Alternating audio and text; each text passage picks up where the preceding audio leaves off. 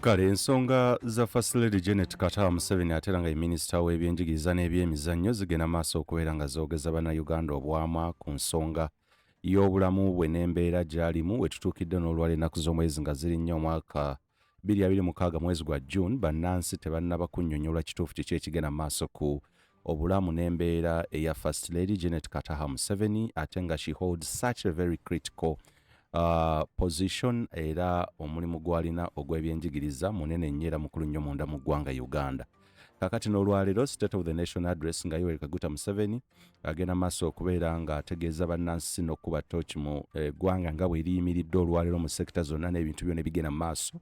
N'olwaleero era Janet Kataaha Museveni yatalabiseeko okwongera okukaatiriza n'okuteekawo obukakafu ku oluvuuvumbo na byonna ebize bibeerawo ku mbeera y'obulamu bwe ekigenze maaso raising a lot of concerns and questions amidst the public outcry and of course a demand for a formal communique oba communication from the government. Kakati n'olwaleero bannansi babadde basuubira nti oba anaalabikako wabula ne gye buvuddeko sabbiiti eno nnyini gye twogereramu era yabadde asuubirwa okubeera ng'alabikako eri akakiiko akasunsula ebifo oba abo abaweereddwa ebifo omukulembeze w'eggwanga. Naye abakulu baatutegeeza mu lukiiko lw'eggwanga olukulu nti yabadde abasabye agende maaso alabikire ku mukutu ogwa Zoom. Abakulu ne bagamba tumwetaaga physically ajje abeere ng'asunsulwa. Kakati nno kino kigenze maaso okuteekawo ebbanga eddene Janet Kataaha Museveni First Lady lyamaze okubeera nga talabikako mu public. Gye buvuddeko eyaliko munnamagye ate munnamagye naye eyaganyuka General Proscovia Narweiso okuyita ku mukutu gwa Ruth Kalibala Bwanika olutambi lwe baakola yagenda maaso n'akakasa nti ddala kituufu President Yoweri Kaguta Museveni yagenda maaso n'akakasa oba n'abategeeza nti mukyala we Janet Kataaha Museveni era First Lady nti embeera ye teyeeraliikiriza naye yes abadde mukosefukosefu era okusinziira ku General Proscovia Narweiso retired oba eyaganyuka yayogera nti bannayuganda bamusabire era bagende maaso okubeera nga tebeeraliikirira kuba embeera gy'alimu eri yaddeyaddeko okwawukanako nga bwe byali bijweteka. Naye events nyingi ezibaddewo nga zisuubirwa President okubaako saako ne mukyala we First Lady. Ku events ezo esooka ddala yeya okulayizibwa oba okulayizibwa kwa President the swearing in eyaliwo ennaku z'omwezi nga 12 May era First Lady teyalabikako okutuuza saako n'okugenda maaso okulonda ba sipiika oba n'akubiriza olukiiko lw'eggwanga olukulu saako n'omumyuka we byagenda maaso byonna era tewaali First Lady teyalabikako. Kwegamba bintu bingi nnyo events mpitirivu nnyo ezize zibaawo nga First Lady nga talabikako era ekyongedde okukakasa mwanattu nti kyandibeera nga ekimbe ekimubala embirizi tekinnaba kubeera nga kikakkana oba okubeera nga kimuvaako but we continue keeping her in our prayers kuba she's a human being, she's someone like you like me asobola okubeera nga alwala naye akosebwa era talina musaayi gwa njawulo nga bannayuganda abalala wabula ensonga ya okunnyonnyolwa bannayuganda okutegeezebwa ekituufu ekiri ku First Lady for accountable leadership tekinaba kubeera nga kikolebwa era ne President emikisa gyonna gy'azze afuna okubeera ng'ayogerako eri bannansi oba okubeera ng'alabikirako mu lujjudde lw'abantu. Ensonga zino azze tazikoonako yadde n'okutegeeza bannansi wa mukyala we gy'ali. Katusuubire nti essaawa yonna ajja kubeera ng'akomawo era akube ku matu naye ne wetutuukidde olunaku luno olwaleero nga bannansi beewuunaganya beebuuza kiki ekigenda mu maaso era embeera ye ey'obulamu eri ku level ki yadde ng'emabegako ye General Proscovia Narweiso yavaayo n'atutegeeza nti ddala kituufu wabaddewo obukosefukosefu n'embeera obutabeera nnungi era yafulumizibwa n'atwalibwa emitala w'amayanja naye ajja kubeera bulungi naye n'okutuusa olwaleero tuli mu mwezi gwa mukaaga era tetunnaba kubeera nga tufuna amawulire agakwata ku obulwadde bwa First Lady ne nsonga ki mubuzizzaawo okubeera nga tali in public space oba nga tali mu lujjudde lw'abantu nga talabikirako mu lujjudde lw'abantu nagenda maaso okubeera nga ate era alabikako oba abaako kyayogera. Bino we bijjidde nga bingi nnyo ebizze byogerwa ate era n'obuvunaanyizibwa bwe yeetisse. Olusoma olwatandika oba olusoma olujja lugenza otandika olwa ttaamu eno nga first lady era taliiwo nga taliiwo n'ebintu byonna ebibadde ndowooza yasembayo okulabikira in public space ennaku zomwe zintoza zaali March, nza okuba zaali March 20 if I'm not mistaken. Yes, omwaka guno gwennyini naye kale kitugendagenda maaso okuba torch mu bufunze obw'ekitalo ku of course appointment ye enzija, the renewed appointment. Of course, as always, we do these programs in English and Luganda to cut across, at least to be inclusive, that no one is left behind. But ladies and gentlemen, I welcome you on this podcast. My name is Moses Wamala. It's such a pleasure for me to have you as my beautiful audience. In case you're new here, please do consider subscribing to us, share this video, like and comment, and of course advise, and of course you can persuade 2 or 3, 4, 5 of your friends to come and be part of this great channel so that we can of course grow together. So you can subscribe. Do not forget to turn on the notifications, and another thing, share this video, like it, and share your thoughts in the comment section. Now, let me take you into a thorough analysis of the Ministry of Education, that the First Lady, who is absent apparently, and she has taken quite a good time without being in public.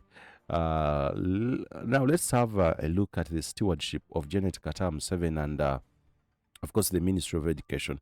Remember, she was appointed, Janet Kataaha Museveni assumed control of the Ministry of Education and Sports on June 6th to 2016, if you remember very well, succeeding the now Vice President, Her Excellency Jessica Alupo. Now, in the modern 2026-2031 cabinet cycle announced following the latest election, President Yoweri Kaguta Museveni once again retained her in this critical portfolio. Now, let's delve into how she attained the ministry. Remember, her political career journey into cabinet positions began in 2009, of course, when she was appointed State Minister for Karamoja Affairs, later graduating to full minister for the same region in 2011. Now, that move to the massive education portfolio in 2016 was viewed by political analysts, of course, as a strategic consolidation of state power and family rule. Now, the Education Ministry commands one of the largest infrastructure footprints and human resource networks in the country. Now, so many have raised questions in regards to her qualifications for the said ministry. Now, according to the records and, of course, the history we have, her academic background includes the diploma in early childhood development from Sydney. Now we are as well told, we are being told that she holds a bachelor's degree in education from Makerere University. We are told that she obtained that in 1997 after enrolling in 1997. That's what we are told. We are as well told that she holds a Master of Arts in Organizational Leadership and Management from the Uganda Christian University in Mukono that she attained in 2015. Now, let's have the professional paradox discussed here. Critics and parliamentary observers frequently point out an ethical and structural friction within this setup. Now, the First Lady holding a late career master's degree superintends over highly seasoned career academics and technocrats, including state ministers who hold advanced PhDs in education management. Now, of course, of recent, she has been reappointed as the Minister of Education and Sports. We can say that even on her sick bed, she still presides over a critical ministry in such in a growing country and that raises governance from the sick bed and the risks of global precedents. Now, of course, the appointment comes amid public absency or healthy challenges. Now, in governance, appointing or retaining a minister who is incapacitated or physically isolated from their station presents, of course, distinct institutional vulnerabilities. Number one, it, of course, poses a threat of evasion of accountability. The Minister of Education, of course, rarely appears in person before parliamentary committees to defend ministerial policy statements. Instead, state ministers, of course, have been seen facing intense legislative grilling. Leave alone the previous moments where she has been making, of course, appearances herself. I think this is, I'll give you a clip when she appeared before the park. This is a story I gotten from, of course, the Nation Media, the NTV, of which this is a story that I need to show you some of her rare, of course, appearances into the public space or going to the parliament to have something explained or to be asked like some things or things regarding her ministry. So this is like something we need to note or to look into. This was where she was or she appeared before park, and I think I need to give you a sound into this so that you can have a glimpse. First lady told the committee that she was ready to. Yes, this is part of the clip. I need to give this to you so that you literally understand some of the engagements she has had for public scrutiny and accountability reasons in public. This is when she appeared before the Public Accounts Committee in Parliament, and here is the story, and I think the chair by then was Cassiano Wadri. Okay, let's listen into this story as we get to understand how she responded to these questions, of course.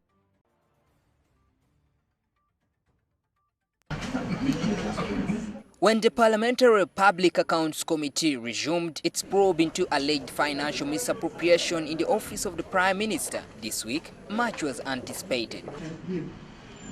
The summoning of high-profile witnesses like First Lady Janet Museveni was key. And nothing as the truth, so help me. The First Lady told the committee that she was ready to answer all queries except matters regarding finances. So during her appearance in the park, where of course finances come first, actually, the Public Accounts Committee is an accounting body or committee in the Parliament. Now she said, no, I won't discuss anything to do with the finances of the Ministry of Education, of course, and like something that raised eyebrows, of course, in the committee, and of course to some section of members of Parliament raised questions in regards to her capability to defend the ministry. And yes, we know the accounting officer, that's the permanent secretary. I think by then was he Alex Kakoza, if my records are still intact, if I'm still intact with those records very, very well. So she said, or she told the Public Accounts Committee that I'm not answering any questions in regards to finances. Those questions must be left to, or must be given or posed to the public, the permanent secretary. Yeah. The PS, he's the one who knows the delegation, he's the one who knows how much money went to who. Yes. Yes. One of the most contentious questions. Now, she, in her previous appearances, of course, with the Public Accounts Committee in Parliament, Janet Kataaha Museveni said that, of course, matters to do with money, concerning money and whatever, those should be only answered and asked by the permanent secretary, not her. That means she was evading scrutiny and accountability. So we are talking about the evasion of accountability and the rare cases or rare occasions where she has appeared before the accounts committee, before committees for parliament for public scrutiny and accountability. To who? Yes. Yes. One of the most contentious queries in the 2012 Auditor General's report that led to Mrs. Museveni's appearance before the committee was the several trips she allegedly made to Israel. Because it's not possible for one person to go to 9 times. What will be taking a person really? Let me state here categorically that I did travel to Israel once in September 2010 to try and look for a lasting solution to the water problem in Karamoja. Janet Museveni denied exerting any pressure to have the funds released. Can you tell the committee if you knew about any interest in your office and how much, and if you had any hand in managing that interest? And I don't even think that we had a line in our budget of that interest. Interest. Yeah. In our budget. I don't believe that. But nonetheless, I think the accounting officer is the right person to answer that question. But I want you to know that my office does not know anything about that interest. After the questioning, now the First Lady went ahead to still insist that anything in regards to accountability of the monies, how they are being spent, of course, should go straight to the permanent secretary of that ministry, of course. So now let me take you through as well into another one, another rare occasion where, of course, she appeared, I think, so far seen 3 times. I do not know. I do not know whether there are other cases, but according to the records I have, there are so far, of course, 3 public appearances of the First Lady Janet Kataaha Museveni to account for, of course, the ministry she represents. And this one, I'm going to show you, it was when MPs grilled her over, of course, over teachers' salary disparities. Yes, this is still a story done by Nation Media, the NTV, and credits to them. This is something we need to listen to as well. the team from the Ministry of Education and Sports, led by the Minister Janet Museveni, who is also the First Lady, met officials of Parliament's Education Committee. The MPs wanted answers to disparities in the salary and enhancements for the teachers. Now, it's been on record that during her tenure, of course, the teachers have always laid down their tools in, of course, in a contestation of their salaries. We shall delve into that, but I'd love to, take you through on this one as well. At least it's 2 million Uganda shillings. Then the head teacher has to get something slightly more. So whenever questions were asked, whenever questions come in from the parliamentarians or legislators in regards to accountability, questions regarding money and whatever, she dodges, she makes sure that she doesn't go into the detail when it comes to finances. And this raises critical questions and eyebrows about her management of the institution. When she requests for funding, that raises questions how she monitors and she does everything to follow up. Yeah. So Jesse Muyingo here, the minister or the state minister, comes in to start explaining for the deeds actually of her boss, of his boss. Yeah. That's what I know, at least. Honorable Chair, those details I wanted at the very beginning. I asked the Chair. Janet Museveni said the scheme would start with science teachers, but those teaching art subjects will also be considered later. She said the ministry is still working on the proposals and that these scales are dependent on what the finance ministry can provide. The fact that you have brought it up and we'll go back to try and correct it, but there are certain things that we can't do anything about because we have no funding to help to do it. So part of the things she's well known about, or she's well known of in her tenure as the Minister of Education and Sports, the continued strikes of teachers, government teachers, who have been putting government on spot for failure to fulfill their promises of enhancing their salaries, and even the disparity, the inequality which is happening between the science versus arts teachers, whereby the science teachers have been their remuneration have been enhanced over time and given a lion's share, and of course this creates a debate of discrimination and inequality in incomes earned by government teachers or yes, the staff. So these are part of the challenges she has faced, and now through this committee she had come to respond to those questions where, of course, these arts teachers were complaining about being left out in the salary enhancement. I think it's just of recent when government has just talked about revising even the salaries of the arts teachers, but even the president, who happens to be her husband, has been, of course, giving more attention to the science teachers, creating, of course, a debate of inequality and discrimination and exclusivity of arts teachers when it comes to priorities and of government and even enhancing their salaries. And problems of salaries. The MPs also inquired about the curricula for some tertiary institutions which are set without input from the institutions. The difference is that some are done in semester 1, others are done in semester 2.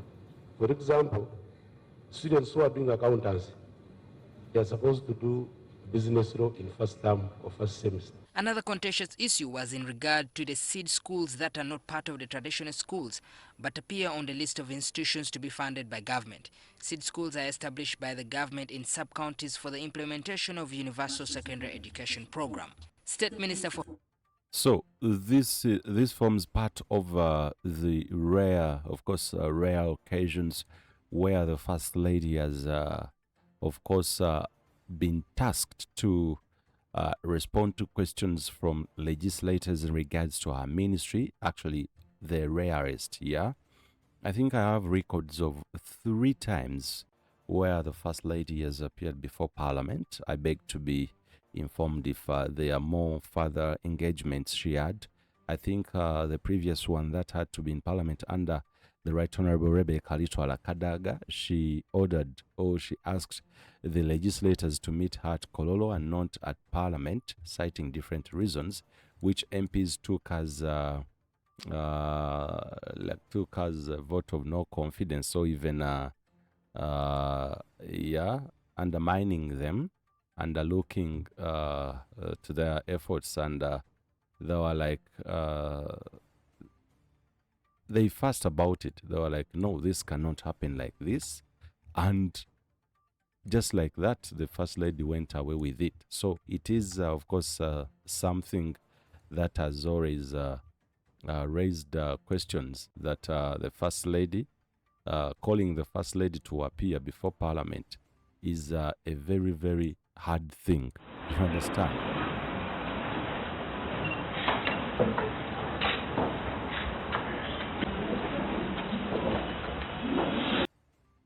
Now, this is another 3rd time she appeared where MPs grilled her on State House scholarships. Yeah, we are going to delve into that as well in no time from now.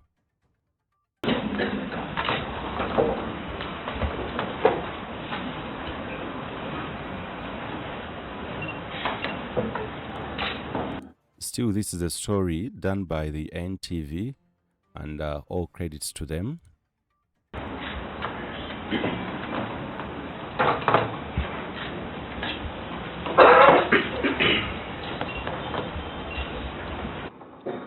We agreed that we may be able to wait on a supplementary for this one, but I can't confidently say that we have funding right now or that we will get what we would require.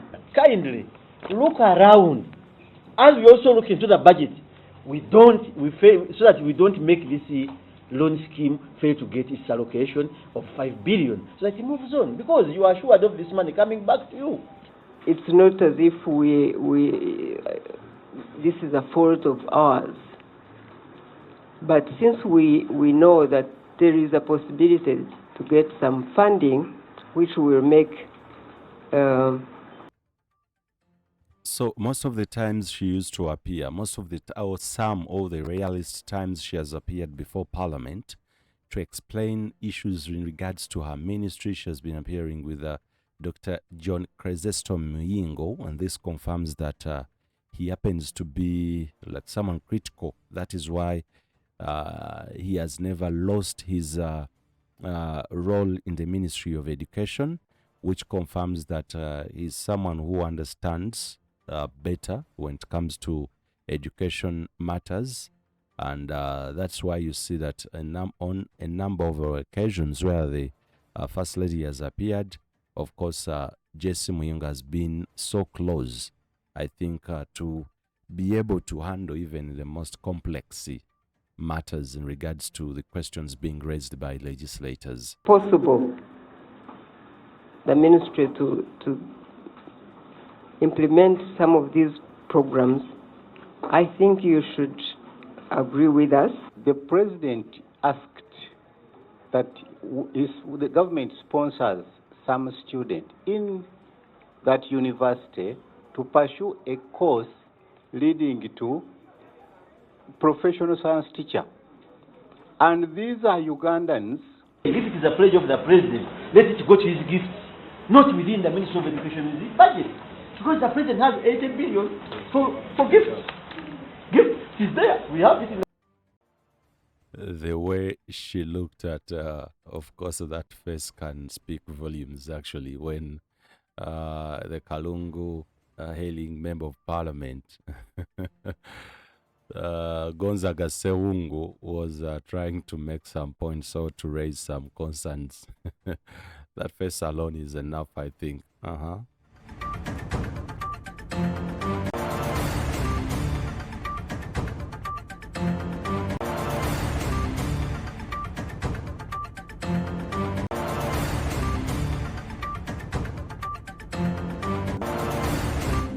Now, ladies and gentlemen, moving on, of course, from that, the version of accountability, even of recent when she was required to appear before the Parliamentary Appointments Committee, she was of no show because of what we've been hearing in rumors. There are still rumors because government has not formally come out to formally tell the citizens what is happening or in regards to the health conditions. So we've not received an official communication regards to her healthy conditions. Now, I'll take you to the administrative inertia. Now, files requiring top-tier ministerial signatures sit in bottlenecks, stalling secondary school funding releases, the curriculum, of course, directives and appointments. Now, let's talk about her symbolic governance. The ministry risks being run via remote decrees, alienating ground-level stakeholders like teachers and local education officers, of which I'm talking about her public absence or health challenges, and of which this raises in governance, like appointing or retaining a minister who is incapacitated or physically isolated from their duty station, which presents these distinct institutional vulnerabilities: the evasion of accountability, the administrative inertia, and the symbolic governance. So now let's look at the widely spread absence and actually the questions surrounding that. We've of course done research all over East Africa, the East African community. Okay, let's see leaders who are out of country and profoundly ill, who have of course went ahead to retain some positions. Now, East Africa and Greater Africa, in Nigeria, President Umar Yar'Adua in 2009 to 2010, while Yar'Adua was the head of state rather than a minister, his administration secretly ran the country from a hospital bed in Saudi Arabia. Now, this created, of course, a massive constitutional vacuum, severe public anger, and near institutional paralysis before the doctrine of necessity was invoked to hand power to Vice President Goodluck Jonathan. We are looking at the people who even continue to serve even on their sick beds or even their absentia. Let me take you to Algeria of former President Abdelaziz Bouteflika and the cabinet in 2013 and 2019. Now, following, of course, a severe stroke, of course, Bouteflika ruled, of course, let me give you that.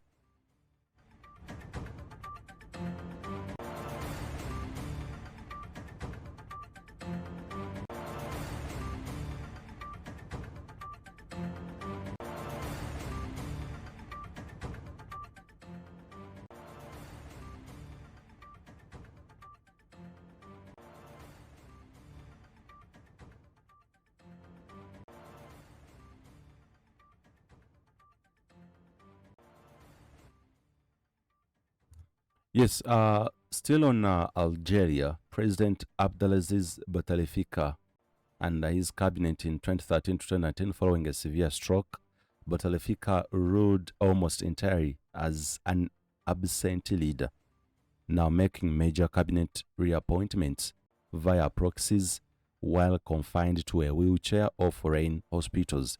Now, this deep stagnation eventually triggered the massive Iraq protest movement in 2019, forcing his resignation. I'm still talking about people who have continued to serve in public spaces on public positions amid their illness or absentia from or absenteeism from their respective duties or duty stations. Let me take you to Gabon, where President Ali Bongo in 2018 to 2023, after suffering a stroke in Saudi Arabia, Bongo spent months recovering in Morocco. Now, during this time, he issued cabinet shuffles and state decrees from abroad. The resulting institutional distrust and fragility culminated in a military coup in August 2023. We all remember that. Somewhere in Europe, of course, Winston Churchill in 1953, during his second term as Prime Minister, Churchill suffered a stroke that was deliberately hidden from the public and parliament, the way we see even right now with our First Lady Janet Kataaha Museveni. He conducted scaled-down governance from his bed for nearly 2 months. The crisis was managed by secret inner cabinet delegation. However, modern democratic norms transformed this. During I remember Boris Johnson's in 2020 ICU admission for COVID-19, authority was immediately and transparently delegated to Dominic Raab to avoid an accountability vacuum. So, let me take you to the first ladies who have been cabinet ministers, a continental review on the African continent, of course. Now, as I've just told you that Uganda stands out in the East African community regarding this specific governance dynamic. In Kenya, Tanzania, Rwanda, Burundi, and South Sudan, no sitting president, of course, has appointed their first lady to a formal active cabinet minister slot. It's only Uganda where we've seen the president, Museveni, appointing his wife, Janet Kataaha Museveni, into such a very critical ministry, the Ministry of Education. Now, while individuals like Mama Salma Chikwete in Tanzania later transitioned to legislative roles as an MP, they did not manage a frontline service delivery ministry during their husband's presidency. Now, expanding the lens across Africa reveals a few key historical examples where wives held immense executive sway. Now, in Zimbabwe, Grace Mugabe, though never officially appointed as a formal cabinet minister, Grace Mugabe was appointed head of the ZANU-PF Women's League in 2014. She was explicitly integrated into cabinet level political decisions and positioned to assume the vice president. Now, this overt familial consolidation triggered the military intervention that ended Robert Mugabe's 37-year rule in 2017. Now, let's go into Cote d'Ivoire. Now, Simon Bagbo. He was, of course, serving as a member of parliament and top leader of the ruling party during Laurent Gbagbo's presidency. She acted as the de facto co-ruler. She effectively directed ministerial factions and state security policy. Her tenure ended in a civil conflict following the 2010 elections, leading to her arrest and international prosecution. You can look at, of course, the countries I've mentioned, Zimbabwe, Cote d'Ivoire, compare and contrast those with that with Uganda. Now, let's go to the financial tracking, the education sector budget allocations. While nominal figures, of course, show that the education ministry, their budget has increased significantly, its share relative to the rest of the national budget has declined. Uganda currently spends roughly 7% of its national budget on education. Can you imagine? Just 7%. Such a very critical sector, which deals with the literacy, and it's so critical when it comes to human capital and on the job market. Of course, that falls well short of the 20% benchmark set by the Dakar Declaration. Now, under this, of course, I'm going to give you the previous sectorial allocations or budget allocations for the Ministry of Education ever since Kataaha Museveni assumed the office. Now, in the financial year 2016-2017, the budget allocation was 2.45 trillion, and she assumes office. Initial emphasis on primary education tracking started. In 2017-2018, the budget allocation, of course, increased from the 2.4 trillion to 2.61 trillion, which that made the budget to expand slightly with the early design phases of the lower secondary curriculum reform. Now, in 2018-2019, the budget still, of course, increased slightly to 2.78 from 2.61 trillion in the previous financial year of the 2017-2018. Now, in 2018-2019, the allocation increased toward business, technical and vocational training, BTVET. You remember that in 2018 to 2019. 2019-2020, the budget allocation for the Ministry of Education and Sports increased to 3.28 trillion, which, of course, managed to manage the pandemic scaling, the initial rollout of seed secondary school constructions. We remember actually the circulation of whatever the reading materials, of which it raised eyebrows about the accountability, whereby many learners did not get the materials and other things. Yeah. So in the financial year 2020-2021, it went to 3.62 trillion. This was amidst the COVID-19 distortions. Heavy spending on home learning materials and digital infrastructure continued. In 2021-2022 financial year, it went to 3.92 trillion, with phased school reopenings, infrastructure recovery grants to local governments, and the recovery of the sector of education. And 4.13 trillion was allocated in the 2022-2023 financial year, with severe wage polarization between science and arts teachers, which sparked massive nationwide strikes. In 2023-2024, it went to 4.30 trillion, of which under releases OCA due to the sharp decline in external funding and the World Bank friction of which happened as well. Then from the 4.30 trillion, it shot to 4.78 trillions in the following financial year, the 2024-2025 year, with the expansion of competency-based assessment system under UNEB. Now the 2025-2026 financial year, 5 trillions were released with a 12% boost being approved following sustained advocacy by civil society coalitions. Now let's delve deeper into the teacher welfare, the public universities and labor strikes in regards to the Ministry of Education. Now the primary and secondary teacher crisis has been a major point of friction throughout Janet Kataaha Museveni's tenure. The defining event occurred in 2022 when the government implemented a discriminatory salary hike. Science teachers, the salaries were raised to up to a tune of 4 million Ugandan shillings, while the art teachers' salaries remained stagnant, ranging between 500,000 to 800,000 and with some to $1 million.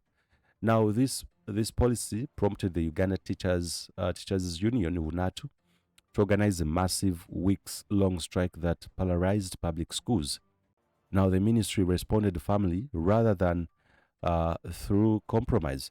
The First Lady and the President directed teachers to return to classrooms or risk being removed from the payroll, which effectively forced an end to the strike without resolving the underlying pay gap.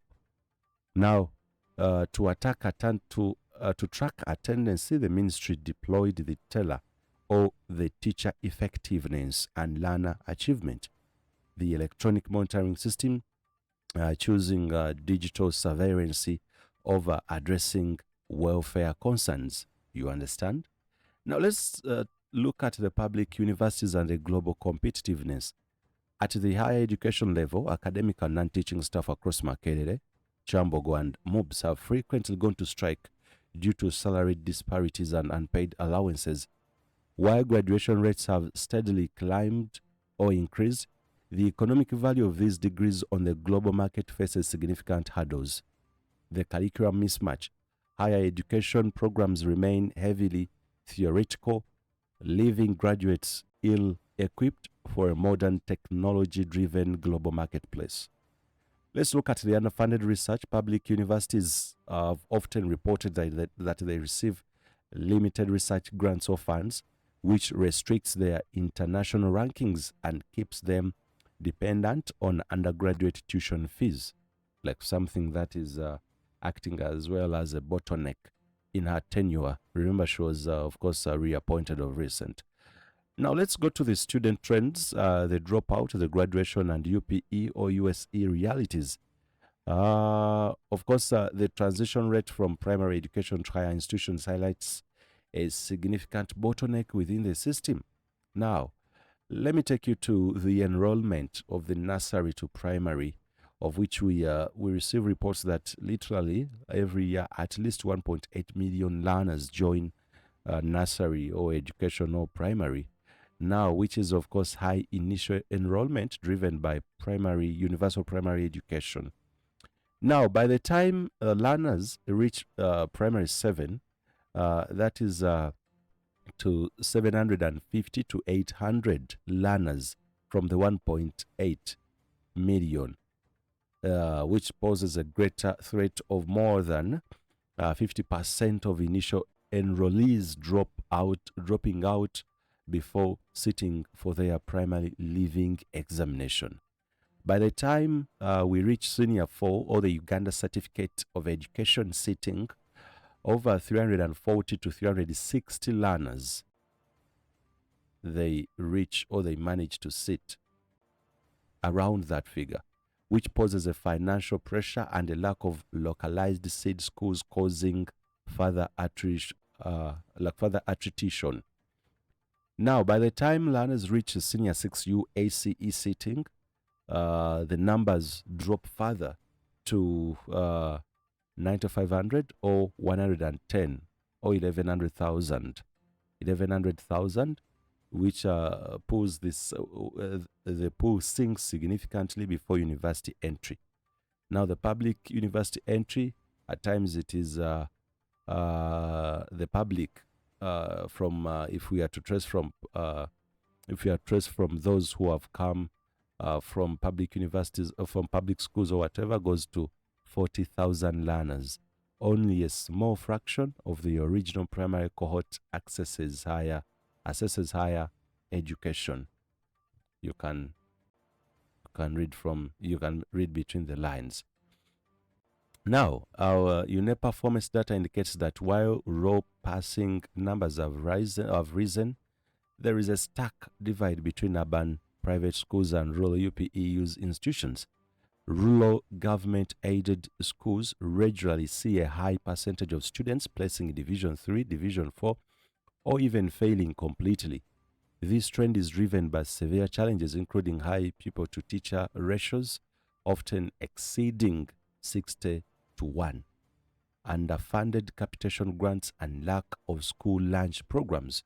We remember one time when the First Lady came out and said that all learners must be given food flasks, that parents should afford food flasks to make sure that the learners can get or they can pack lunch or even breakfast for their learners. Imagine a food flask. A food flask, if parents have failed to afford even 10,000 or 100,000 for their children, how about a food flask which is taken to be to a moderate or to a class of a middle income earner? We remember even the statement she came out to say about the dropout rate of girls being affected by their menstruation cycle. The government said that it does not have funds under her tenure, that they didn't have funds to cater for sanitary wear, of course, for the girls, so as to curb the school dropout rate.